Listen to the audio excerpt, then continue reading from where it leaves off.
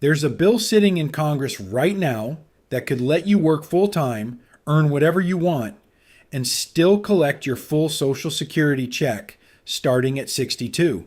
No penalty, no withholding, nothing taken back. Sounds incredible, right? Here's the catch: almost every video about this bill is getting people to misunderstand. This bill does not mean claiming at 62 suddenly becomes free of consequences. There's a second rule, a completely different one that doesn't go anywhere no matter what happens to this bill. I'm going to walk you through exactly what changes, what doesn't, and the one decision this bill does not make for you. So what exactly is on the table? It's called the earnings test, and it's one of the oldest, most misunderstood rules in the entire Social Security system. Right now, in 2026, if you're under your full retirement age and you claim Social Security while still working, there's a limit to how much you can earn. Go over roughly $24,480 a year.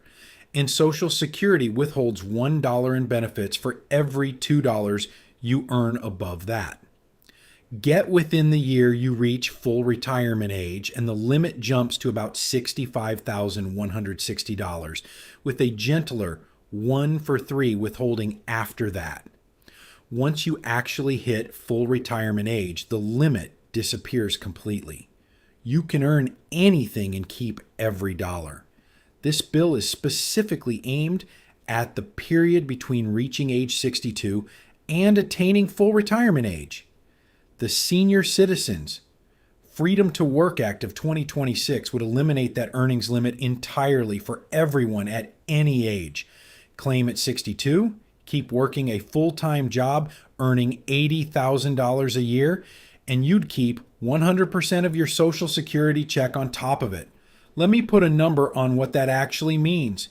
Say you're 63, collecting $2,000 a month, $24,000 a year, and you're earning $70,000 from your job. Under today's rule, Social Security would withhold roughly $22,760 of that, basically 11 of your 12 monthly checks for the year. Under this bill, that withholding disappears. You keep the full $24,000 on top of your paycheck. That's the appeal. That's why this bill is getting attention in every retirement channel right now. Now, here's something worth knowing. The withheld money under the current rule isn't actually gone forever. When you reach full retirement age, Social Security recalculates your benefit upward to account for those withheld months. It's technically a deferral, not a permanent loss, but almost nobody experiences it that way. They see a smaller check, they panic, and they make decisions based on that feeling instead of the actual math. That confusion by itself has a cost, and that's part of why this bill exists. Here's the part that matters most, and it's the part most coverage of this bill blurs together. Eliminating the earnings test is not the same thing as eliminating the penalty for claiming early. These are two completely separate rules inside Social Security, and this bill only touches one of them. If you claim at 62 instead of your full retirement age, you still lock in a permanent reduction to your monthly benefit. That doesn't change no matter what happens with this bill. We're talking roughly a 30% smaller check for the rest of your life compared to waiting until full retirement age, and as much as a 76% difference compared to waiting until 70. So picture this. This bill passes. You're 62, working full-time, earning plenty. You claim Social Security with zero. Withholding none of your check gets taken back for working. Sounds like a clean win.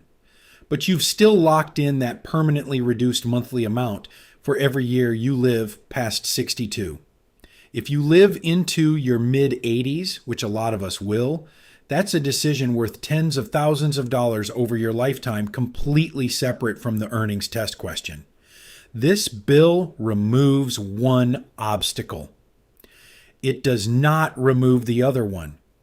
Treating them as the same thing is exactly how people make a decision they regret at 75.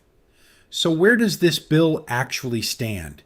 It's been introduced, it has sponsors pushing it, and a similar version was proposed before, but it didn't make it out of committee last time. As of now, it has not become law. It might not. Or it might pass in a different form than what's being discussed today. That uncertainty matters for your decision making. If you're 62 right now trying to decide whether to claim, you can't plan around a bill that hasn't passed.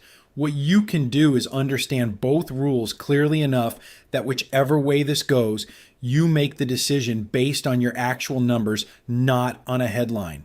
So here's what I'd actually do with this information, depending on where you stand. If you're still years away from claiming, don't change your plan based on a bill that might not pass. Keep planning around the rules as they exist today and treat any change as a bonus if it happens.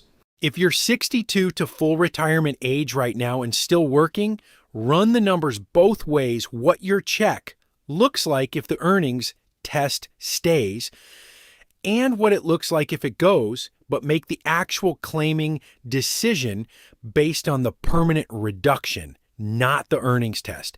That's the piece with the bigger, longer lasting impact on your total lifetime income. And if you've already been hit by the earnings test withholding and you're confused about whether that money is gone, it's not. Call the SSA and confirm your benefit was recalculated upward once you reached full retirement age. If it wasn't adjusted, that's worth a follow-up call. Bills like this get attention because they sound like free money, and parts of it genuinely would be. But the part that actually determines your lifetime income isn't the earnings test. It's the age you claim. Don't let one headline distract you from the decision that matters more.